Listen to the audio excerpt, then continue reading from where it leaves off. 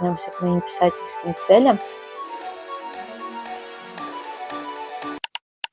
Всем привет, меня зовут Анжела, я начинающий автор из самоздата, и добро пожаловать в новое видео о перезагрузке. Итак, ребят, очень так спонтанно я начала снимать это видео. Пришла мне в голову такая идея сделать как видео перезагрузку между написанием книг. Буквально недавно на днях я опубликовала свою книгу, меньше недели еще прошло, у меня сегодня четверг, 6 августа, а опубликовала я свою вторую книгу из фэнтези-дилогии в пятницу, 31 июля.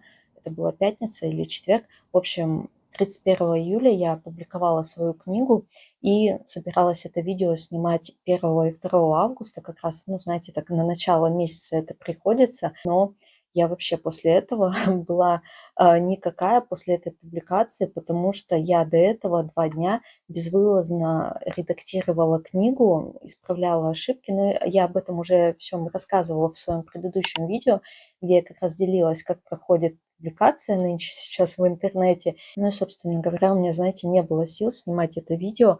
Я была очень уставшая, плюс еще настоящая работа. Вот, поэтому я дождалась вот этих своих выходных и подумала, что сейчас как раз и буду снимать это видео. Но так уж получилось, что я не успела смонтировать видео до сегодняшнего дня о том, как я как раз и публикую свою книгу, как раз вот это вот предыдущее видео. И сегодня, наверное, вечером я опять займусь монтажом. Сейчас у меня ноутбук стоит на кровати и перекидываются файлы, и это очень долго будет. Поэтому я решила и начать это видео. Раз у меня освободилось вот так время, я подумала, начну как раз вот это вот видео о перезагрузке. У меня нет каких-то конкретных планов на это видео. Я просто сейчас хочу, наверное, вот в эти свои 2 дня отдохнуть. Это, ну, мои выходные, и как раз вот я хочу как-то перезагрузить голову, что ли, перенастроиться на новую книгу. И потом уже вот в конце этой недели я, наверное, и начну писать. Честно говоря, мне не требуется какая-то специальная подготовка для того, чтобы начать новую книгу, потому что я уже все подготовила, у меня есть сюжет, это, в принципе, все, что мне нужно. Я уже вместе с вами делала весь план, все вам рассказывала про новую книгу. Ее пока кодовое название «Пугало». И если кратко говорить, то там суть такая, что в неделю Масленицы каждую ночь Пугало будет оживать и убивать кого-то в деревне. И у меня есть такие 2 начинающих блогера, главных героя, 2 парня молодых, и они будут вроде расследовать это дело, я не знаю. И, в общем, они остановят это пугало в итоге. Такая вот идея, быстро вам рассказала для тех, кто не знает, кто впервые на моем канале. Кстати, у меня открыто окно, потому что в комнате очень жарко, и я просто физически не выдержу, если я его полностью закрою, но я держу микрофон поближе к рту. Надеюсь, вам нормально слышно, но все равно прошу прощения за все те помехи от машин, которые вы слышите на заднем фоне. Ну и ладно, посмотрим, как пойдет это видео, что я вам здесь наснимаю. Вот, но сейчас вместе с вами я хотела начать свой новый ежедневник. Мне кажется, это просто идеальное совпадение, что я снимаю видео о перезагрузке, и у меня как раз заканчивается старый ежедневник, и я начинаю новый. И как раз вот, как я и говорю, пока мои файлы перекидываются на ноутбуке, мне кажется, я оформлю страничку на август. Итак, ребят, я купила себе вот такой вот ежедневник в мягкой обложке, он на полгода. Я заказала специально на полгода, обычно у меня все ежедневники на год, но я просто захотела выровняться, и этот ежедневник как раз закончится в декабре, и с января месяца я закажу уже себе новый годовой ежедневник, и он у меня уже будет служить с января по декабрь. Вот, мне все-таки привычнее начинать новые ежедневники в декабре, ну, как вроде бы, ну, знаете, там все звезды складываются, чтобы с Нового года завести новый блокнот. Поэтому вот так в середине года мне как-то не очень удобно. Вот, но это просто так вот получилось. В том году, именно в августе месяце, я купила себе годовой ежедневник новый, попробовала его. Вот такой вот он у меня в твердой обложке. Это годовой ежедневник, он у меня закончился, он был как раз до июля месяца. И вот от этой же фирмы купила себе точно такой же, просто в мягкой обложке и на полгода. У меня к ежедневникам всего 2 требования. Первое – это чтобы страница месяца шла вместе со страницами недели. То есть обычно в ежедневниках сначала идут все страницы месяца, то есть, да, 12 месяцев, а потом все страницы недели, 52 недели, ну, там, плюс-минус. Мне такое неудобно, потому что когда ты там оказываешься где-то, знаете, на неделе 30, ну, уже подходишь к концу года, и вот так вот постоянно листать в начало ежедневника, чтобы смотреть календарную сетку, мне это не нравится, а календарной сеткой я пользуюсь, и я там тоже пишу дела, расписываю там какие-то свои моменты, и поэтому мне надо, чтобы вот шла календарная сетка, 5 недель, календарная сетка, 5 недель, и вот этот вот ежедневник именно такой. И второе требование – это чтобы вся неделя была на одной странице. Вот, например, сейчас вам рандомно открою, вот неделя, и вся неделя на одной странице. Мне так просто удобнее, и мне нравится именно вот такой вот формат. Вот поэтому вот этот ежедневник соответствует двум моим требованиям, и я просто его покупаю. И поэтому, да, сейчас я вот займусь оформлением ежедневника на август, и свой ежедневник я не украшаю так, как делаю это с читательским дневником, то есть так прям основательно, чтобы там что-то много украшать. Обычно для ежедневника я использую какие-то остатки или наклейки, которые пришли не такими, как я думала, или просто те наклейки, которые я не знаю, как использовать. Ну, опять же, потому что они пришли не такими, как я думала. Вот, например, как раз это одни из тех наклеек. Карточки товара, они выглядели очень красиво, и я подумала, что смогу с ними составить какое-то оформление для читательского дневника, но на деле они такие, знаете, очень бледные, и я подумала, что я, наверное, их там точно не буду использовать, но в любом случае, даже если потом как-то я их решу использовать, то здесь 2 метра рулон, мне 100% хватит. И вот, да, это одни из таких наклеек, вот, которые идут вот так вот в ежедневник. Так что да, сейчас я сяду этим заниматься, включу аудиокнигу на фон. Я сейчас слушаю «Сборщики ягод», вот, и буду попивать свою матчу, которую я уже сделала. Я подсела на домашнюю матчу, заказываю различные сорта с Озона, ну, чтобы, знаете, найти тот, который мне нравится. И, в принципе, мне кажется, я уже нашла. Во всяком случае, на вкус мне нравится. И вроде как я уже научилась по пропорциям все делать. И да, я перешла полностью на домашнюю матчу. Ладно, все, ребят, заканчиваю болтать и сажусь оформлять ежедневник. Потом к вам еще подключусь, покажу, как я оформила. Потом швырнула свернутую сигарету в костер, так и не закурив.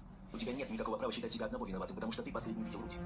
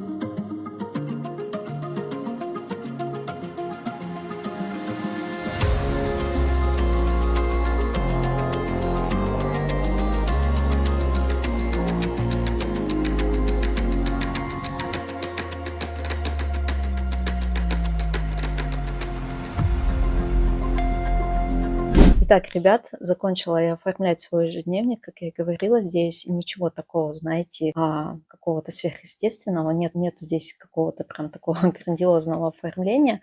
Просто вот так вот время от времени вклеиваю наклеечки, которые у меня остаются от оформления читательского дневника. И раз сегодня я завела новый ежедневник, я подумала, что давайте вернемся к моим писательским целям. В январе этого года я записывала видео со своими целями, и там я ставила всего 3 цели. Это написать одну книгу, чаще выходить из дома и не выгореть. Вот, и не выгореть у меня получилось. В этом году, слава богу, я не выгорела и, надеюсь, к концу года не выгорю, потому что я вроде бы слежу за собой, так что, надеюсь, в том же духе и продолжим.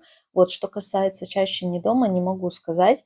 Выполнила я эту цель или нет, вообще трудно вот так судить, потому что цель такая неопределенная. Но мне кажется, я бы могла из дома выходить немножко чаще.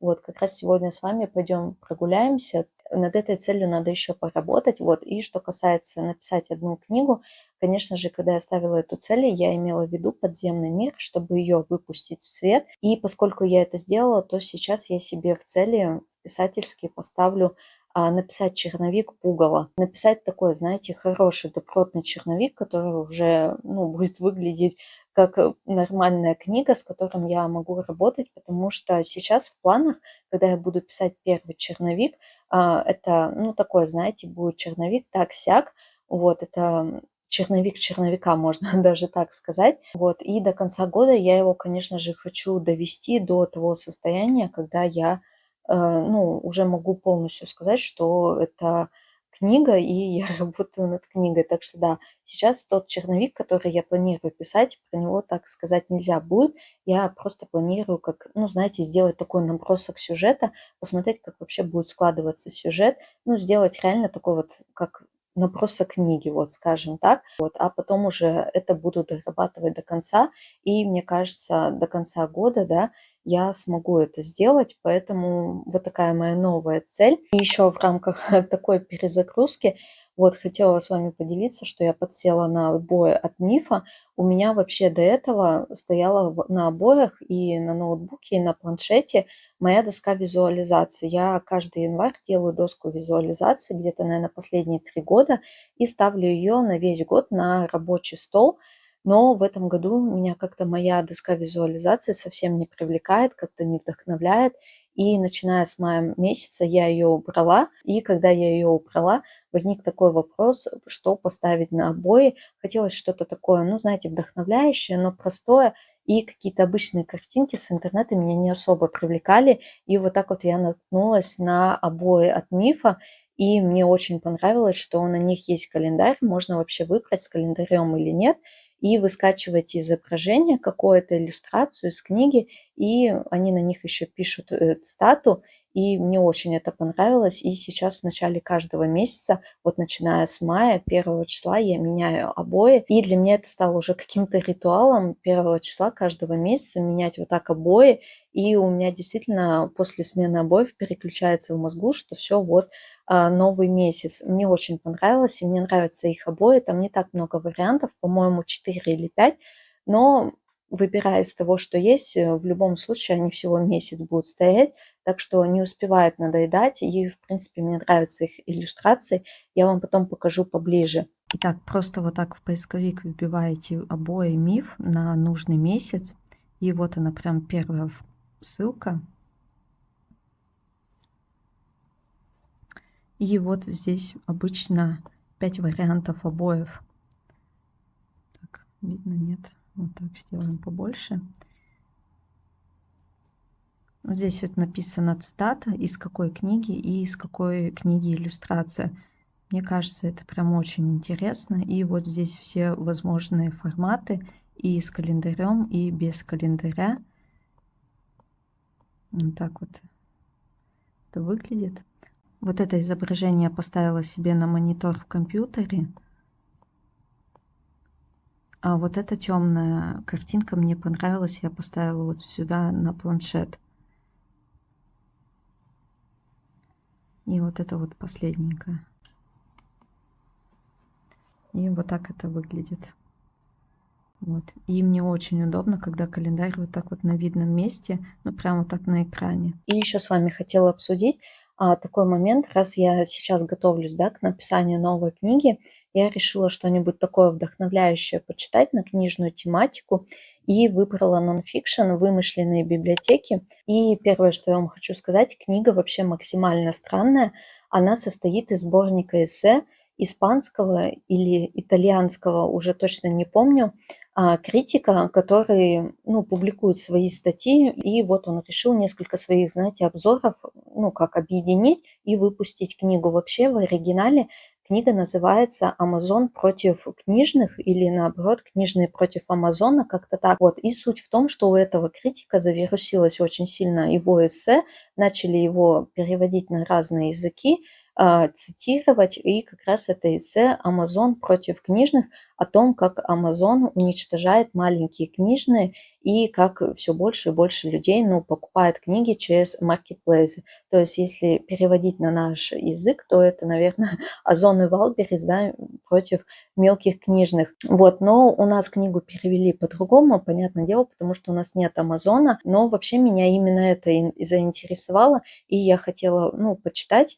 что там сейчас происходит в мире с книжными. Понятное дело, что они все больше и больше закрываются, и с каждым днем становится все меньше независимых книжных, но на мое удивление, книга вообще не об этом. Первая половина книги посвящена одному, опять же, не помню точно, но, по-моему, испаноговорящему автору. У нас есть некоторые его книги переведены, достаточно популярный автор, но, признаюсь честно, я не читала его произведения. Я вот здесь вот напишу его имя, и у нас в Читай-городе продаются его произведения. И первые глав 6-7, ну там не главы, а первые эссе посвящены просто жизни вот этого писателя. К чему это было, непонятно.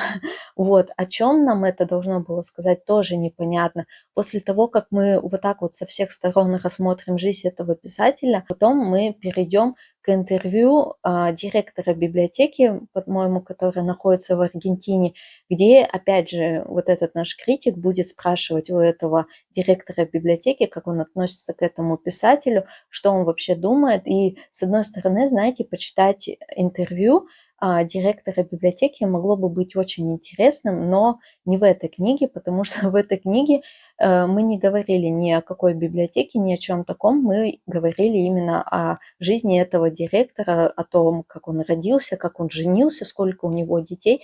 Опять же, к чему эта информация, я вообще не поняла. Потом мы с этим критиком едем на какой-то итальянский остров, где снимали фильм по какой-то очень редкой книге, которую ему с трудом удалось найти. И опять же, я тоже не понимаю, я, может быть, и захотела бы, знаете, прочитать эту книгу, но книга очень редкая, ее, в принципе, в этом мире уже не осталось, и я очень сильно сомневаюсь, что она переведена, конечно же, на русский. Вот, и после того, как мы пройдем через все это, мы как раз-таки доходим до эссе «Амазон против книжных», которое является, наверное, одним из самых маленьких эссе в этой книге. И, честно говоря, там дана такая общая информация, что просто даже того не стоило, наверное. Это, знаете, какой-то вот кликбейт просто. Вот это вот название, понятное дело, очень много привлекает внимание, и люди, конечно же, купят эту книгу, чтобы прочитать именно об этой ситуации, о том, как маркетплейсы, да, сейчас уничтожают книжные. Вот, но по факту мы вообще этого ничего не получим. И, честно говоря, я вот даже не знаю, что думать об этой книге. С одной стороны, я, знаете, ей готова поставить 4 звезды. Ну, собственно говоря, я ей так и поставила. Но с другой стороны, я ей готова поставить и 2 звезды, потому что я вообще не понимаю, по какому принципу эти эссе были отобраны в книгу. Вот кто сказал, что в этой книге должны быть вот эти именно эссе, вот такая вот структура книги должна быть. И повторюсь, это, наверное, очень странная книга, и я, правда, не знаю, как ее оценивать, потому что первая половина этой книги просто посвящена вот одному вот этому писателю, потому что этот писатель любимый у этого критика. И вот эту книгу я взяла, чтобы, ну, вот так вот, знаете, вдохновиться, но в итоге, конечно же, я ничем не вдохновилась. И после этого я взяла другую книгу, тоже очень популярный нонфикшн. Эта книга, наверное, была одной из самых продаваемых в России за прошлый год.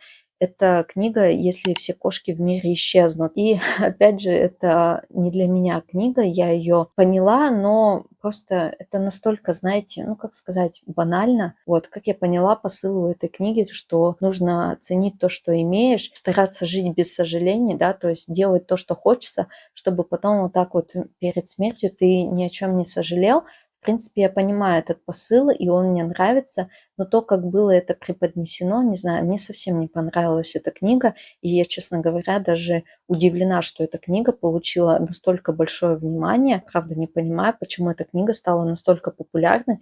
Вот по содержанию, по тому, как она написана, как она дает информацию, не знаю, это вообще все не мое. Я вот так вот я подумала, ну его этот нонфикшн, И опять же, для вдохновения вернусь к чтению мистики и ужасов. Поскольку я сейчас сама буду писать следующую книгу в жанре мистика, я думаю, логичнее, что я буду читать эти книги. Собственно говоря, я этим и занимаюсь весь год. И каждый месяц хоть по одной книге, но в этом жанре я читаю. Вообще, на самом деле, за этот год я прочитала больше книг в жанре мистика и ужасы, чем, наверное, за предыдущие вообще 2 года. Вот, и купила себе книгу Стивена Кинга, называется «Нужные вещи». И я взяла эту книгу, потому что, во-первых, ну, конечно, мне понравилась аннотация, и, во-вторых, потому что в ней 860 страниц. У меня в целях на этот год в моем читательском дневнике я сделала книжное бинго, и в этом книжном бинго у меня есть ячейка, где я должна прочитать книгу объемом более 850 страниц. И пока у меня за год такой книги не было и вообще не предвидится. Все, что я хочу прочитать, не такое объемное, поэтому я решила, что надо вот так вот специально выбрать книгу под эту ячейку. И вот мой взгляд пал на Стивена Кинга. Все мои такие вот обновления на этот день. Сейчас я хочу сесть помонтировать видео, и, наверное, этим я буду и заниматься весь остаток вечера. У меня сейчас 5 вечера, и, наверное, где-то часов до 9 я буду монтировать видео, то самое видео с публикацией своей книги, которое я надеюсь завтра или послезавтра выложить. А после я хочу выйти и прогуляться немножко перед сном. Мне пришли наклейки для оформления моего читательского дневника, и было бы неплохо сходить их забрать и заодно прогуляться и опять же послушать аудиокнигу перед сном. Не знаю, останется у меня на это силы или нет, но во всяком случае сейчас я, да, погружусь в монтаж, сделаю как можно больше, чтобы, если что, на завтра осталось как можно меньше работы, и завтра я уже полноценный такой день с вами провела в этом видео.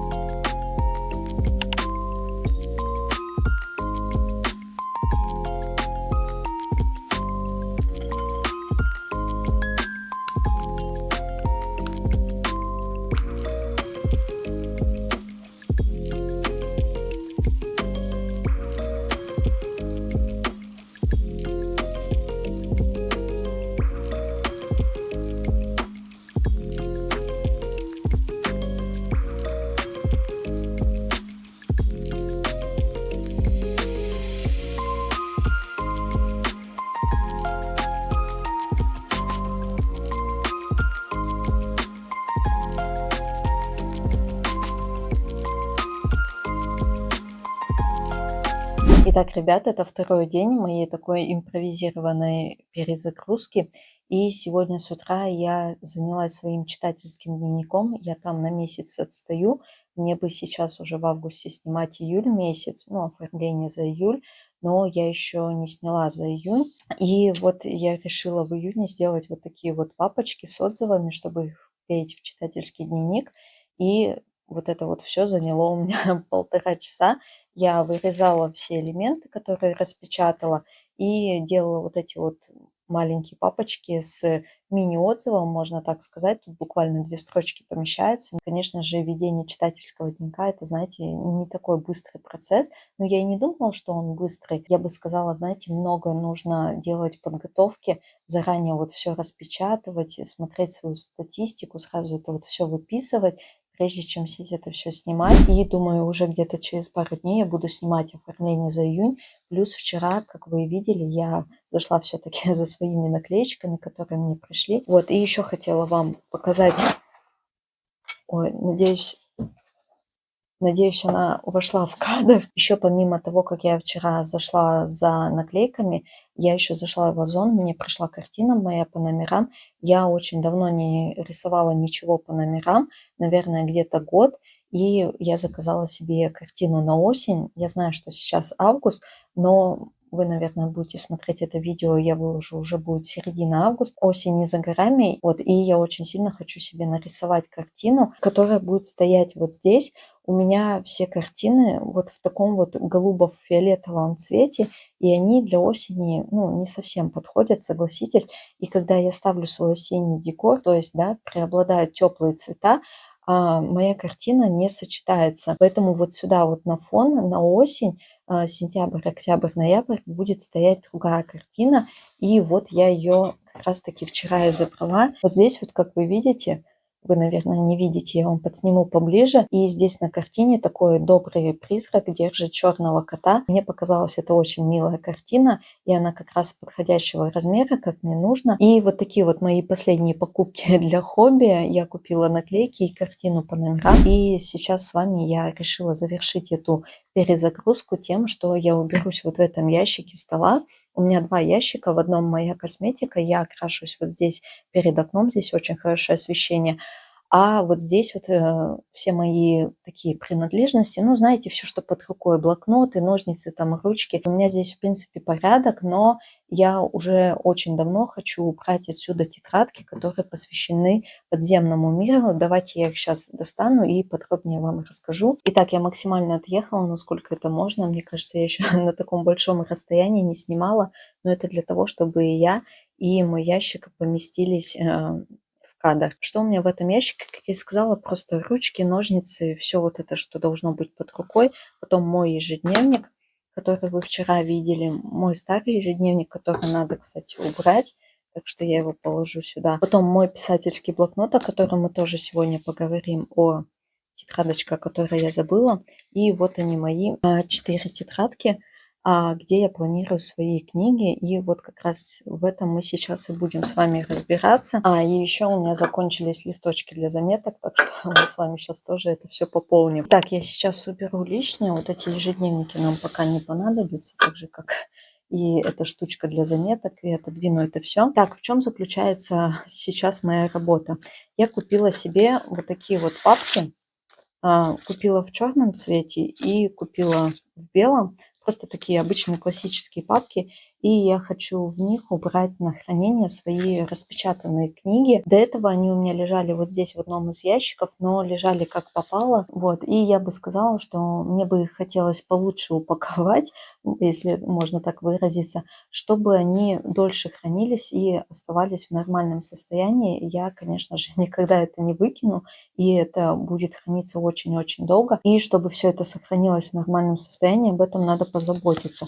Итак, план такой, что я сюда кладу книгу распечатанную и ту тетрадочку, которая ей соответствует, где я планировала эту книгу. И вот это моя первая тетрадочка, вот эта зеленая, она посвящена книге Пугало, которую я буду писать как раз следующей, поэтому эта тетрадочка, я ее отложу, потому что она потом опять сюда вернется. Вот, а следующие 3 тетрадки посвящены как раз-таки подземному миру. Вот эта тетрадка посвящена второй части, а вот эта тетрадка посвящена первой части. Пока это единственная тетрадка, которую я полностью исписала. Честно говоря, даже не верится, что чтобы написать фэнтези-дилогию, нужно вот так вот все планировать. Здесь полностью вся первая часть, которую я писала очень-очень давно, в 21 году, без вас. У меня, кстати, вот здесь вот даже дата сохранилась. Я вот здесь в начале вклеивала стикеры и каждый день считала, сколько слов я написала и как я продвигаюсь.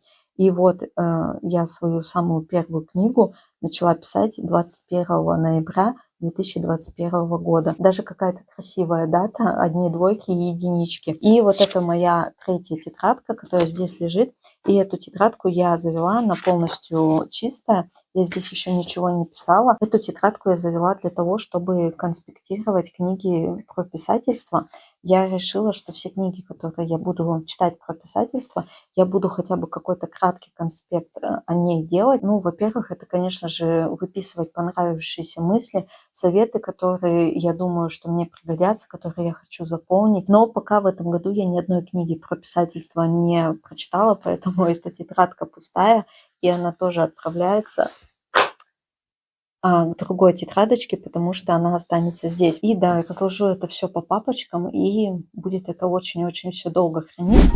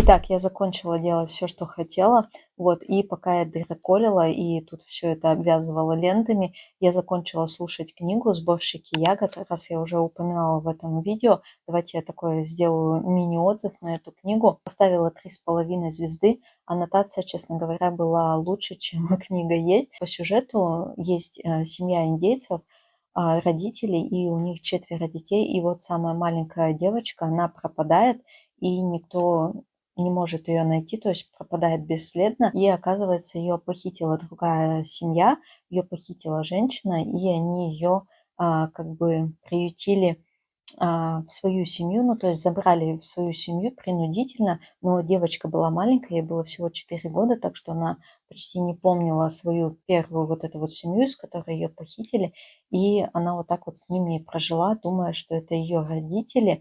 Вот там, конечно, женщина, вот, которая ее похитила, она была психически больна, и она пережила выкидыш, и поэтому она вот, когда увидела вот эту вот маленькую девочку, она ее похищает. Это никакие не спойлеры, это аннотации, буквально первая глава. И вот вся книга про то, как живут эти две семьи. Первая, которая похитила ребенка, и как они адаптировались. Ну, то есть никто не понял, что они ее похитили, они просто переехали. И поскольку жена и муж образцовые такие, то ну, никто бы, знаете, и не мог подумать, что это не их дочь. И также мы читаем то, как переживает это горе другая семья, вот у которой эту девочку похитили, и что происходит с этой семьей, как она переживает эту потерю. И вот главы чередуются то от одной семьи, то от другой, и мы просто проходим всю жизнь вместе с ними, там, от рождения до самой смерти. Мы просто смотрим на жизнь этих двух семей. Вот, и хочу вам сказать, что это, ну, не прям, знаете, скучно, но это просто вот как-то ровно. Вот у меня эта книга вообще не вызвала никаких эмоций, и если бы я ее не слушала в аудио, а сама бы вот так читала, то, наверное, я бы ее даже бросила. Да, вот книга как-то, ну, не скучно, но и не увлекательно. Знаете, действия вообще в книге нет. Вот вообще ничего не происходит, можно сказать. Такой вот у меня мини-отзыв. Уже про третью книгу я вам рассказываю в этом видео, и третья книга не очень, простите, но такое вот у меня прочитанное последнее. Итак, вернемся к моим книгам теперь. Я все рассортировала, все упаковала, и все это вот так вот будет храниться очень-очень долгое время. И я поняла, что вот такие вот белые папочки намного лучше, потому что здесь сразу видно название, оно просвечивает, и сразу понятно, что в этой папке находится, нежели в черной. И я вообще подумала, может быть, купить стоит прозрачные папки, чтобы, ну, действительно, знаете, когда вот берешь в руки, сразу понятно, что ты взял, ну, то есть сразу видно. И хочу сказать, что моя последняя самая, да, книга, вот это вот «Подземный мир. Воссоединение семьи», она напечатана на очень плотной бумаге, вот прям очень плотной в сравнении с первой книгой. И вот эта вот распечатка вместе с тетрадкой в эту папочку уже еле-еле влезла. В будущем, когда я буду печатать свои следующие книги, если они будут больше по объему, то вот в эту папку они не влезут, и тогда придется думать что-то новое. И, собственно говоря, это то, вот, что я очень хотела сделать в этом видео. Кажется, что это, знаете, какая-то мелочь, но меня это так напрягало, что вот здесь, в этом ящике, у меня собраны все вот эти вот тетради в беспорядке, которые мне уже не нужны, но они здесь лежат у меня на виду. И вот эти вот мои распечатки разбросаны там вот по ящикам. Одна лежит в одном ящике, другая в другом. Все это как-то не собрано, не упаковано, все это может разлететься в любую минуту. И меня это реально, знаете, вот напрягало. Вот. И сейчас, когда это вот так вот все собрано красиво по папкам и лишнее из этого ящика убрано, мне прям реально легче дышать стало. Это, знаете, вот как после уборки, когда убрался, и комната такая свежая, чистая, и здесь у меня также. Вот. И что остается у меня вот в этом ящике? Давайте вернемся к нему. Хотела вам показать, да, я уже показывала две тетрадки. Одна вот эта тетрадка, это для конспектов будущих, которых еще нет. И вот это вот моя тетрадка для следующей моей книги. Совсем скоро мы ее с вами начнем заполнять, буквально в следующем писательском дневнике. Вот также мой новый ежедневник, который я тоже завела вместе с вами. Он мне нужен на постоянной основе, я каждую неделю к нему обращаюсь. И мой блокнот – это блокнот, который я завела, чтобы планировать свои следующие книги, чтобы записывать сюда все идеи, которые мне приходят для моих будущих книг. Все, что вот есть в голове, все, что крутится на данный момент, я сюда выписываю. И я уже упоминала в одном видео, что я хочу заказать новый блокнот на кольцах, потому что этот мне не совсем удобен. И я в этом месяце так и сделаю. Я куплю себе новый блокнот, поскольку я вот закончила «Подземный мир», и сейчас я могу сосредоточиться на планировании следующей своей фэнтези-серии и параллельно вот буду писать пугало. Поэтому, да, в этом месяце я куплю новый блокнот, как мне надо, и буду потихоньку планировать свои следующие книги. И также у меня здесь лежит тетрадочка по каллиграфии, забыла вам ее упомянуть, покупала месяц назад, но так еще к ней не прикоснулась. Из-за того, что я веду читательский дневник, и у меня не очень такой вот почерк, чтобы, знаете, делать какие-то заголовки. Точнее, я просто не умею это все делать. Ну, вот просто элементарно месяц написать на страничке. Мне хочется это делать каким-то красивым шрифтом. И я решила, что вот так вот потренируюсь в каллиграфии. И заказала просто вот на Озоне вот такие две тетрадочки. Здесь еще есть вторая. Вот это первая. Здесь начинается все просто со штрихов и буквы, обычные отдельные буквы. Вот так вот, например, это выглядит. Здесь все расчерчено и стрелочками показано, как какую букву писать. И начинается все вот с таких вот обычных штрихов, а потом мы переходим ко всему алфавиту и учимся писать каждую букву. А во второй тетрадочке там уже готовые слова, как раз-таки месяца, какие-то названия, и даже есть там пару цитат. Купила, ничего не ожидая, но очень мне хочется попробовать. Надеюсь, это будет полезно и действительно я чему-то научусь. Так что можно сказать, что в августе у меня вот будет два таких моих основных хобби. Это я вот буду рисовать картину по номерам, которую вам показала, и буду заниматься вот так вот каллиграфией. Я в этом году стараюсь уделять побольше времени своим каким-то занятиям, хобби, ну, чем-то вот так вот, знаете, отвлекать голову, просто на что-то переключаться. Также я еще хочу вернуться к шитью и хочу немного пошить. Я в этом году ничего не шила, так что буду, если что-то шить, буду также вам в видео это показывать. И вот такая вот получилась у меня перезагрузка моя. Не знаю, как вам такой формат видео, понравился или нет. Мне кажется, я все это видео сняла просто с одного места, сидя вот здесь, даже с одного ракурса. ничего не менялось, что вчера я здесь снимала, что сегодня. Но, тем не менее, я сделала то, что очень давно хотела. Это оформила все свои книги и поняла, как я их сейчас буду хранить. Ну и также, конечно же, завела новый ежедневник. Всегда приятно заводить новый блокнот, поэтому я тоже этому очень рада. А на этом я с вами прощаюсь. Огромное спасибо, что досмотрели это видео до конца. Переходите по ссылке в описании, чтобы прочитать мою фэнтези-дилогию. Огромное спасибо, что вы здесь со мной, и мы увидимся с вами в следующем видео. Пока-пока!